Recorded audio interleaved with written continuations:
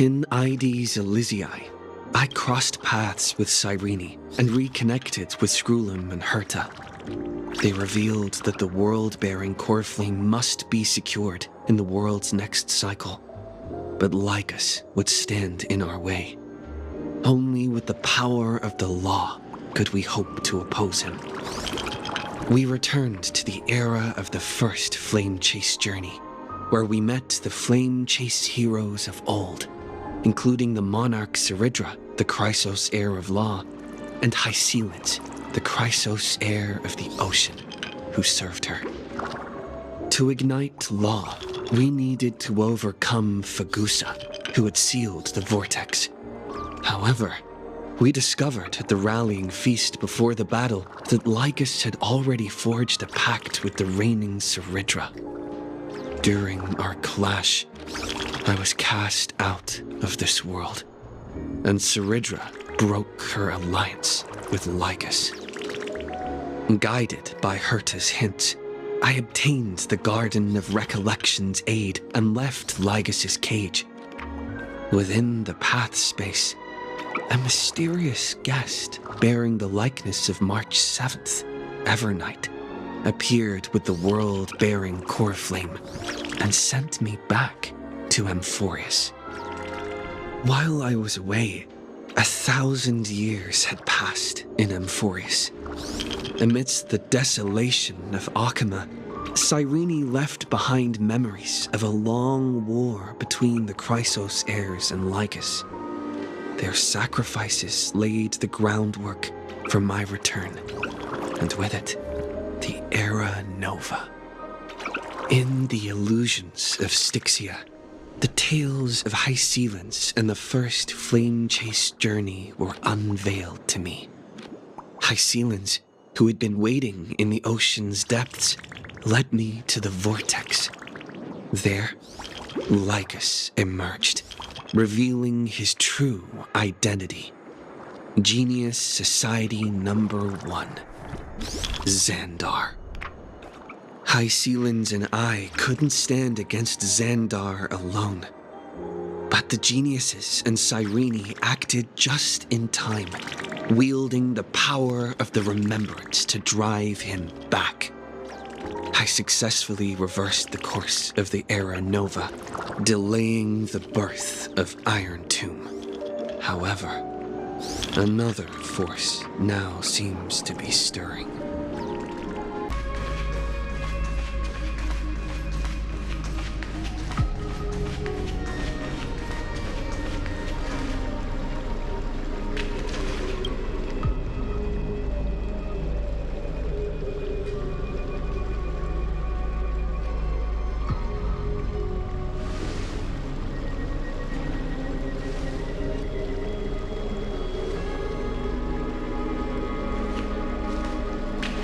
I'm finally here.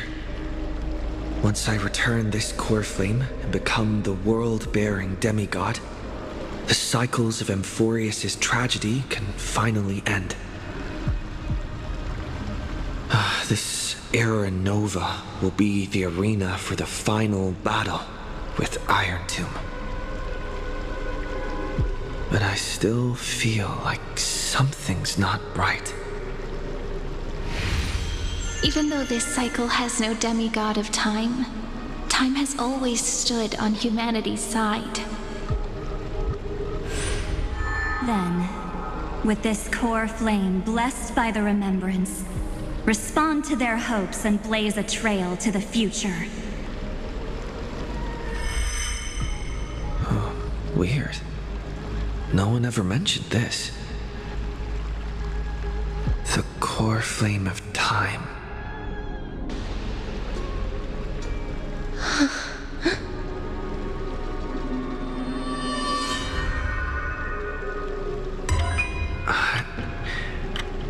When did it get returned? You used Memoria to resist me. But did you not consider the possibility that the remembrance and their children might have taken this opportunity to join the fray as well? you saying the Garden of Recollection is also getting involved in this unsavory mess? Then I welcome them. If the Memo Keepers can disrupt your little experiment of destruction, I'll give them a standing ovation.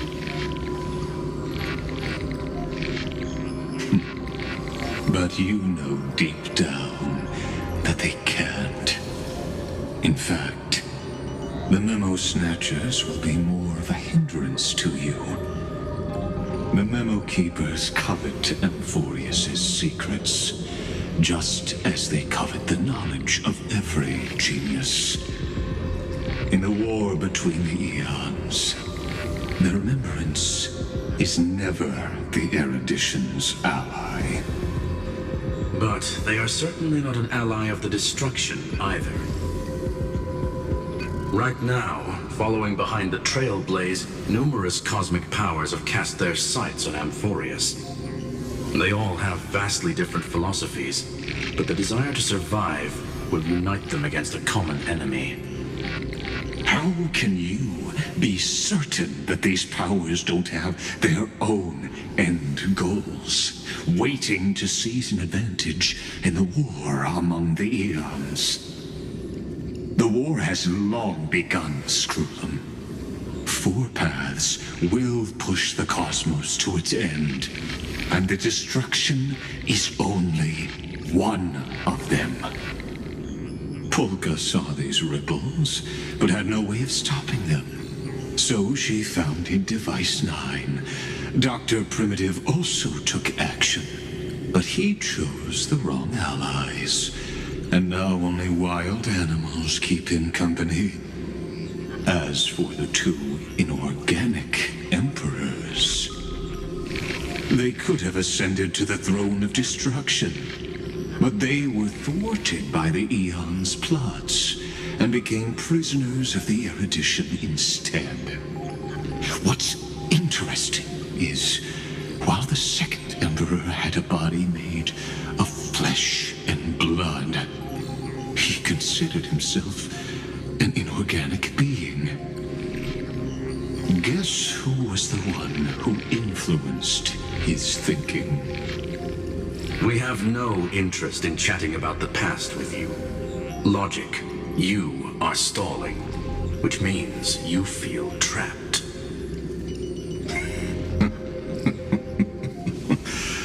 Trapped. Yes, looking back, when Xandar was a human, he often felt trapped. But patience became my strongest weapon because of this. I've always waited for so long. What's a bit more waiting? You don't want to test the resolve of a dead man who's crossed thousands of amber eras. Oh, you're right. We won't get anywhere the way things are going right now. Every member of the society has their own way of thinking. And we were never going to expand your thinking through words. Since we've reached an impasse in this debate. It's my turn now, isn't it? Anaxagoras. Ah, I see. Exactly. The benefit of dealing with intelligent individuals is that there's no need to waste words. The answer is exactly as you think. Lupai Sealand's in. Let her join the final act. I'll transmute myself into a Philosopher's Stone and embed myself into the formula. And when the time comes, she needs to shatter me and scatter that stone's ashes into the ocean within the vortex. So what exactly does your formula do? Now that would spoil the climax, wouldn't it? I have 10,000 ways to torture an anti-Catheran. And in the flame chase journey that he experienced, the previous me already discovered the optimal solution. Just as that Titan made themselves at home in my brain, I can also fuse myself with your avatar through alchemy. I didn't know until I tried it, but this is simply brilliant. I can flip through a genius's databank like reading a book. Then, I will step onto the stage at the perfect moment and use the truth to end this long debate. And just as always, I'll leave the audience speechless. You waited in the data stream for hundreds of years? This universe is worth all that time that I invested. How absurd. But I can't help but admire it. You managed to avoid the watchful eye of the erudition and plan all of this within Amphorius. It seems that there was a slight oversight in my assessment of the experiment. Perhaps there was more than just one oversight. More than just one? I underestimated the Remembrance's methods. A third party is about to join our discussion. Still haven't noticed it. In the past few moments, we've all forgotten something, haven't we? Miss Cyrene disappeared. I thought no one would notice me if I just waited at a corner of the memory zone. But I see that wasn't enough to fool you, my dear.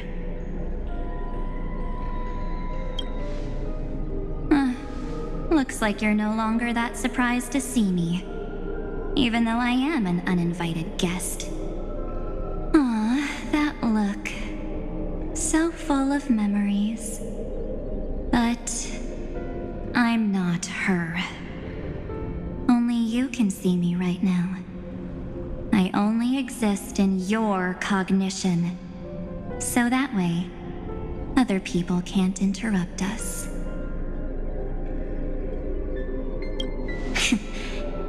You mean, what's going on with March 7th?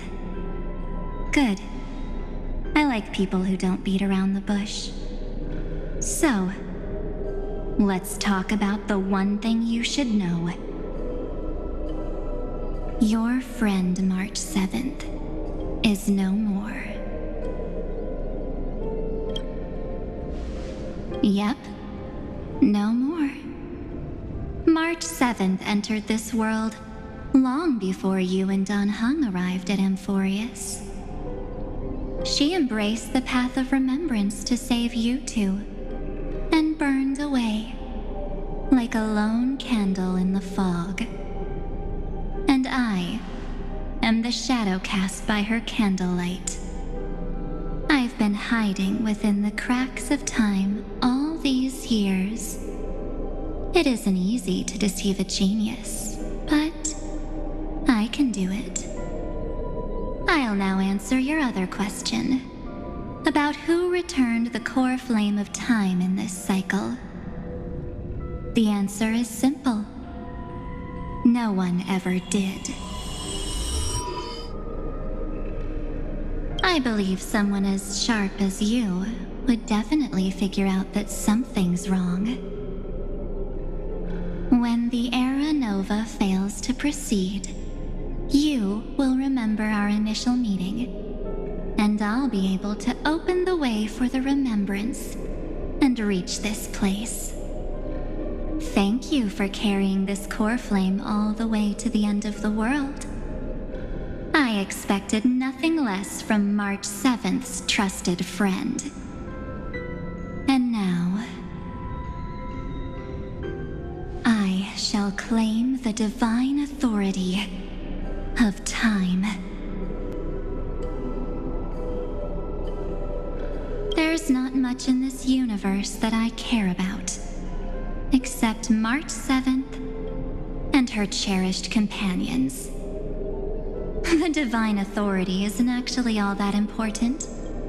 What's important is that I will use it to participate in the inner workings of this world. You already have a good idea of what the Aeronova does, right? It initiates extrapolations for the next cycle, based on the World-Bearer's memories. This immutable experimental mechanism is the key to the genius's resistance against Iron Tomb. And now, I'll be lending it just a touch more help. Let me filter your memories. Keep the appropriate seeds, and discard the rest. That way, we'll be able to complete an Aeronova that this world has never before seen. It won't take too long. You just need to step into the rain of sensation with me. I'll tell you who deserves to be forgotten, and who deserves to be remembered. With your memories as the base material, I will recreate the cause and effect of this world, and let a flawless Amphorius be born from the chaos. Isn't the fate of the entire cosmos hinged upon this fight? Then this is the best way to ensure everything works out. It will most certainly defeat the destruction, while composing an unforgettable chapter for the Trailblaze. Mere mortals, flawed individuals, failed heroes. People like them cannot nurture the world, and would only become memory impurities. Yet being forgotten is the normal state of life. The universe is like a wasteland, filled with rubbish, where occasional treasures lie undiscovered. Besides, that's what March 7th wanted.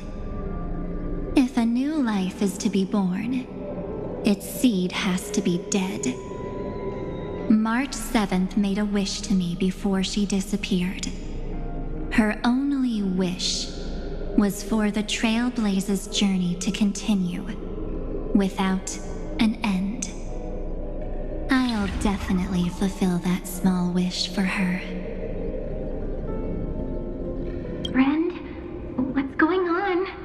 Your consciousness suddenly went so far away. I promise you that the Astral Express crew will definitely see each other again in that new world. So come, dear. Sink into the sea of oblivion and become my guest. So much time. Just the two of us. And guess what? You cannot refuse my invitation. Because this Memoria Tide comes from your companion, March 7th. It's her deepest and innermost memory.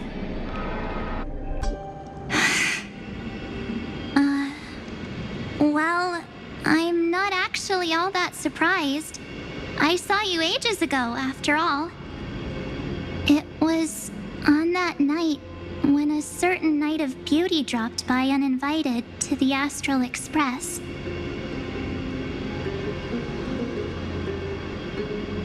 That was when you showed up, without even saying anything. Huh. I see.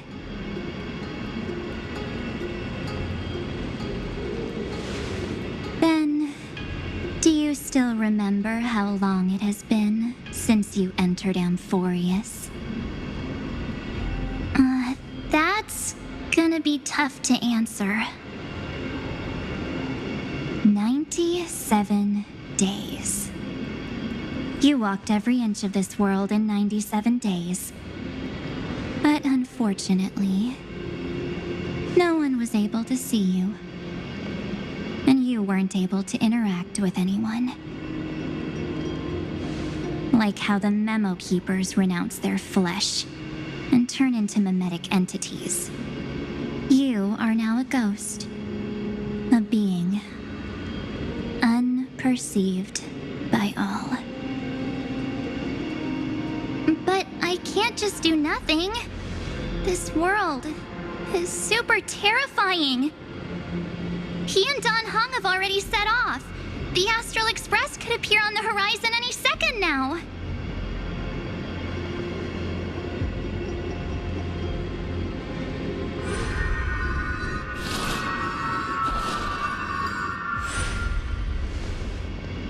And they too will become this place's victims.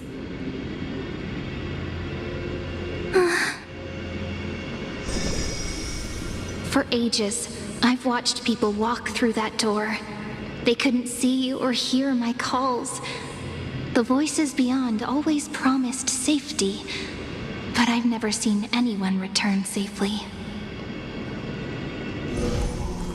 They are all humans who got lured into this place.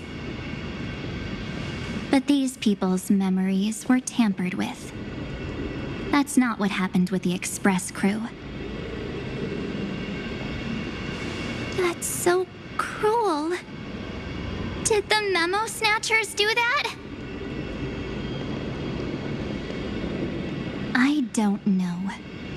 I only possess your memories. None of these people managed to break through the sky's seal. There's probably a dangerous reason as to why Amphorius had remained undiscovered for so long. Anyway, back to our initial topic. You gotta know something, right? We practically look like twins. Maybe you know a thing or two about my past? Or any hidden powers I might have? Please, tell me what I need to do to protect them. Have you ever wondered what the word cost means before jumping into action? Cost? Shouldn't I be the one asking you that? Oh. You always hid in my memories. Never wanted to come out. The only times you showed yourself were when I got into serious trouble. That's because you also don't want to get discovered by the Garden's observers. Am I wrong?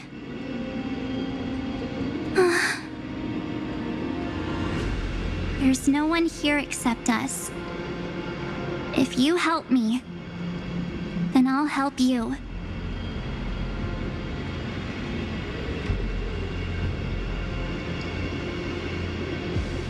Fine.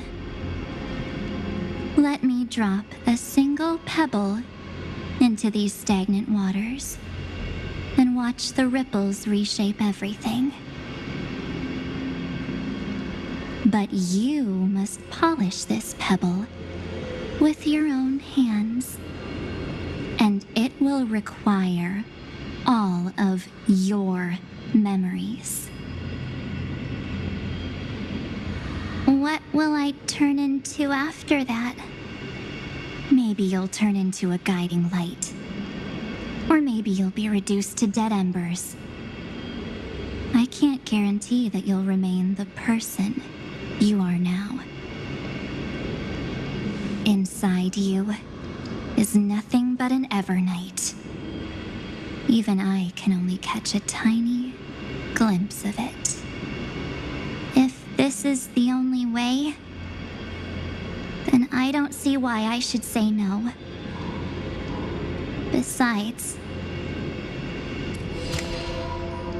the mastermind behind the show is about to find us.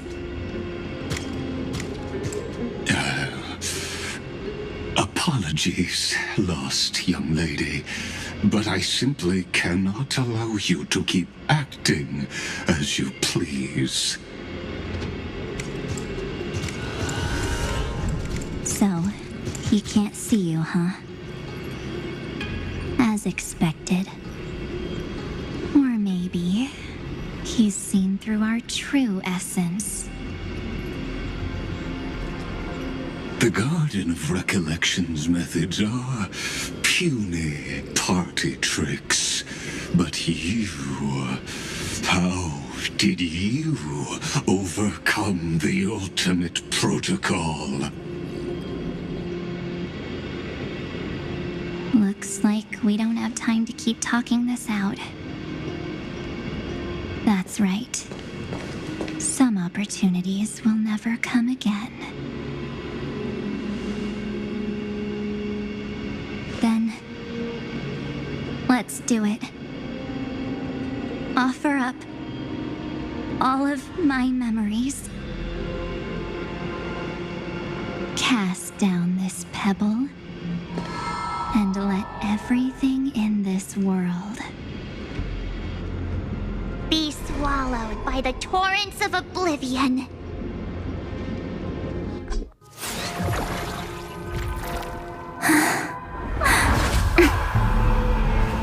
I promise you, what was frozen was alive.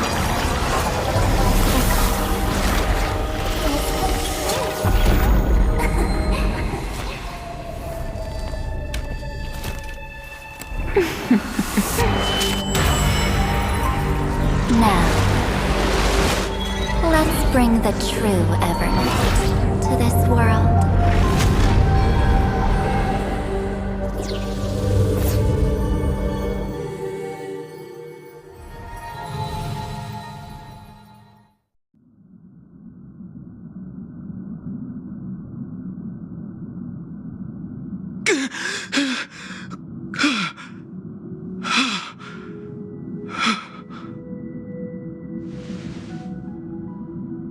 Is this... the parlor car? Am I back already? But why don't I remember anything about my journey back? Something doesn't feel right. Think back to when he and I separated. It will take time to uncover the reason. Before then, if one of the Nameless is willing to stay and witness the fate of this world, or to push it along when necessary, it would be of great assistance. This is goodbye then, Lord Donhung. Thank you, Guard. I hope that all of you will be able to overcome this disaster. But I can't remember anything after that, no matter how hard I think. Where's Sunday? Did he not come back with you? He stayed with Madame Herta. They wanted to try using his tuning to help support the genius's thought hacking. Is that Himiko's voice? And Mr. Yang? Oh my. That was Herta's suggestion? It's hard to imagine she'd borrow the power of the harmony. No, it was Sunday's suggestion. Herta initially refused. But she changed her mind after Xandar's identity was revealed. And we still can't get in contact with the Xianzhou Lafu? I'm still trying, but this place is outside the Inter-Astral Peace Communications coverage zone, so there's a limit to what we can do. What about Aventurine's chip, the mini-transmitter? Surely it can get through to the IPC's lines. Himiko, are you all right? I've never seen you this anxious before. I'm all right. I'm probably just tired. Let's focus our energy on the kids. Now's not the time for distractions. Right. Unfortunately, I left that ship in the dreamscape when we departed Penacony.